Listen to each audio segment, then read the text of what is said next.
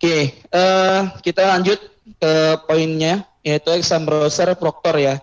Exam browser Proctor. Mungkin Bapak Ibu bisa lihat di samping kirinya itu, ini adalah tampilan ya, tampilan awal exam browser Proctor. Bedanya dengan yang klien, mungkin Bapak Ibu bisa lihat perbedaan di sini ya. Di sini lebih sedikit untuk prerequisite-nya, untuk syarat-syaratnya ya. Tidak seperti exam browser klien harus ada, contohnya ada kamera ya, kemudian ada audio dan yang lain. Kalau di sini hanya cukup CPU, OS, RAM, dan internetnya yang paling penting. Kemudian sebelah kanannya ini adalah tampilan awal ketika Bapak Ibu mengklik tombol Run. Ya, masih sama ya, tidak ada perbedaan. Di situ masih ada 2 text box ya. Ada 2 text box. Ada username dan password. Ya. Itu nanti Bapak Ibu didapat di web UBKD ya, nanti dibagikan pada saat simulasi nanti siang yang dipimpin oleh Mas Fijar Hafiz.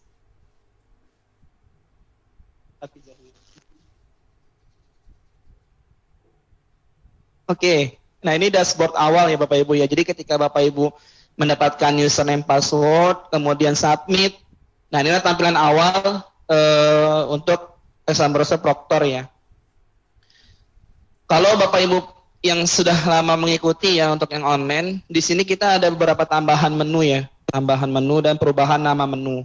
Ya contohnya yang baru itu seperti status peserta, kemudian perubahan nama dari reset login peserta itu menjadi daftar login peserta, kemudian ada skor peserta, ya. Oke, ini berandanya. Jadi sini ada nama Proctor yang tadi saya bilang ID Proctor yang kita nyebutnya ya. Jadi setiap ruang itu nanti akan mempunyai nama yang berbeda-beda, ya. Ada nama yang berbeda-beda. Oke, yang pertama kita bahas mungkin untuk merefresh kembali Bapak Ibu ya. Ini adalah menu status tes. Jadi di mana Bapak Ibu untuk yang online di sini cukup hanya menekan tombol refresh-nya saja. Karena untuk kelompok kita untuk saat ini masih satu kelompok. Jadi cukup Bapak Ibu menekan tombol refresh untuk memunculkan token. Nah, token ini sama dengan online, dengan semi online, masa aktifnya yaitu 15 menit sekali. Jadi setelah 15 menit, jika ada peserta yang mau login, harus merequest ya kepada Bapak Ibu untuk merilis token dengan menekan tombol refresh. Oke, nah ini kemudian ada menu status peserta. Mungkin Bapak Ibu bisa melihat perbedaannya ya. Kalau yang masih ingat dengan yang semi online, di menu status peserta ini, kalau yang semi online itu ada tombol pilih, kemudian ada tombol upload, mungkin nanti ada vote selesai ya. Nah, kalau di online ini kita hanya memfasilitasi Bapak Ibu hanya untuk melihatnya saja, melihat siapa saja sih peserta yang sudah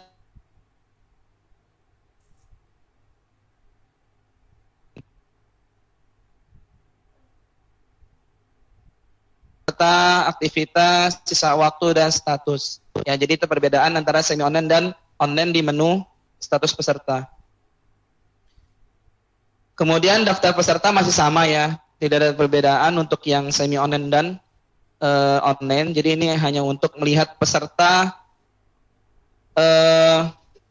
peserta yang ada di Proctor A. Jadi Proctor A itu misalkan mewakili 10 peserta. Jadi peserta yang ada di sini tidak mungkin sama dengan Proctor yang di sebelah.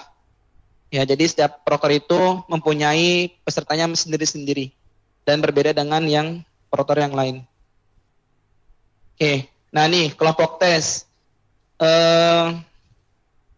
Di sini kita sudah memfungsikan kembali ya untuk tombol assign all, reset, save change dan yang lain.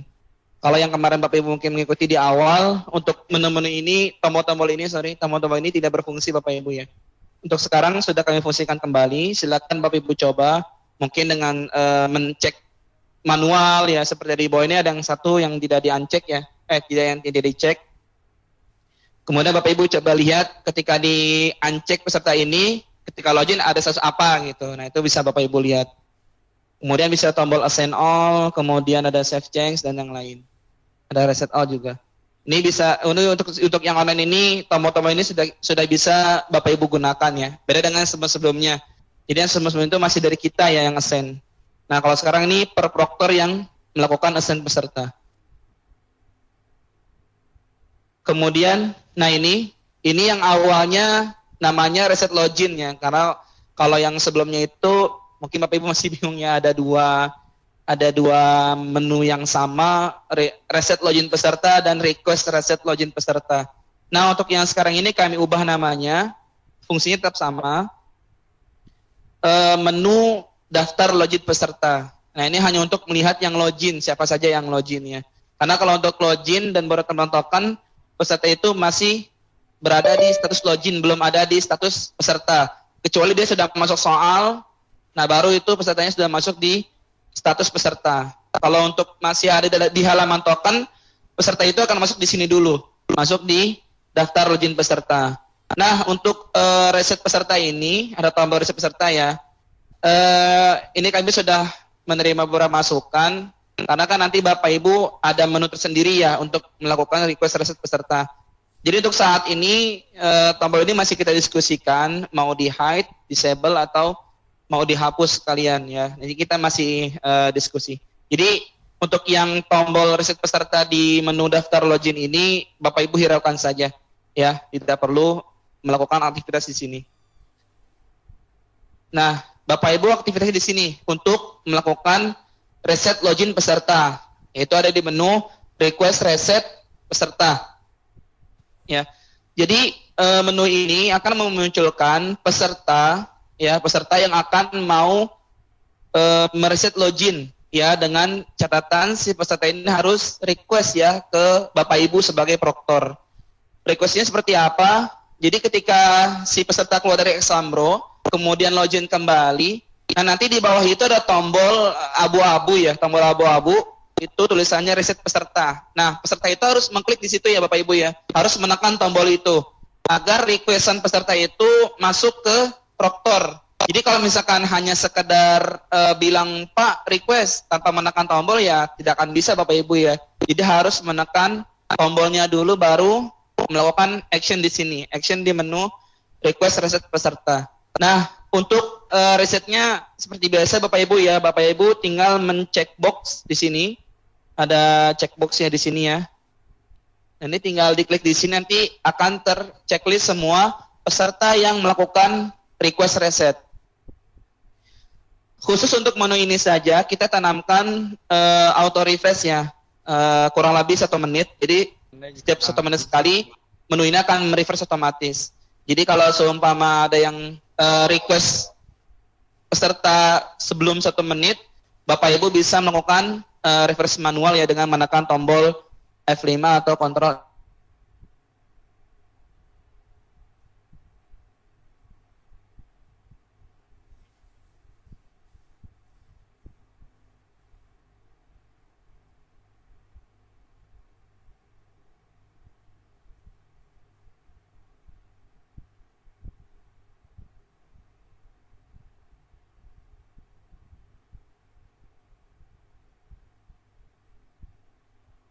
Menu ini untuk mencetak skor, hanya skornya saja dari setiap peserta ya, hanya skornya saja. Beda dengan yang laporan ya, kalau laporan itu dia ada opsi jawabannya. Nah ini hanya untuk mencetak skornya saja. Ya, jadi di sini diisi nama proktor, pengawas, dan penanggung jawab. Oke, mungkin Bapak Ibu bertanya ya, Pak ini kenapa SKB ya? Jadi untuk saat ini Bapak Ibu tidak perlu hiraukan teks seperti ini atau mungkin kolom yang kok isinya 2 tapi ada 4 kolomnya gitu ya. Ini Bapak Ibu tidak perlu hiraukan, yang penting fungsinya cetaknya tidak ada error, kemudian di sini juga kita ada tombol save ya, save PDF. Nah, Bapak Ibu fokus ke fungsinya saja, tidak perlu hiraukan yang mungkin masalah headernya, kok SKB headernya ya, kemudian kolomnya juga ada 4 tapi ternyata ada 2 subtest seperti itu ya. Tidak perlu dihiraukan, yang penting fungsinya saja ketika menekan tombol save, PDF, apa yang terjadi dan yang lain. Kemudian yang terakhir yaitu menu, sama ya, ini masih sama menu laporan individu. Mungkin Bapak Ibu sudah familiar ya dengan menu laporan individu. Jadi menu ini untuk mendownload hasil screenshot dari laporan individu ya setiap peserta ya. Jadi ketika di-download nanti proktor itu akan mendapatkan seperti gambar di samping screenshot ya dalam format PNG. Itu peserta yang ujian saja, maksudnya peserta yang assign dan ujian dan selesai. Nah, itu akan terdownload. Kemudian ada sedikit perbedaan nanti pada saat peserta berada di laporan ya, berada di skor ya. Ini untuk peserta ya, peserta berada di skor. Nah, nanti mungkin jangan terburu-buru langsung mengklik simpan. Ditunggu sekitar kurang lebih 1 sampai 2, yang hanya sampai 2 menit sebenarnya sih, 30 detik sampai 1 menit lah. Ditunggu, nanti akan muncul dialog ya untuk menyimpan hasil laporan individu. Jadi untuk yang sekarang ini tidak hanya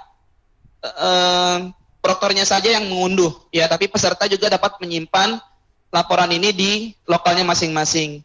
Nah, ini untuk fitur ini kita masih tanamkan untuk keperluan yang SKB nanti ya. Nah, saya nggak tahu nanti apakah akan terus ditanamkan fitur seperti ini atau enggak.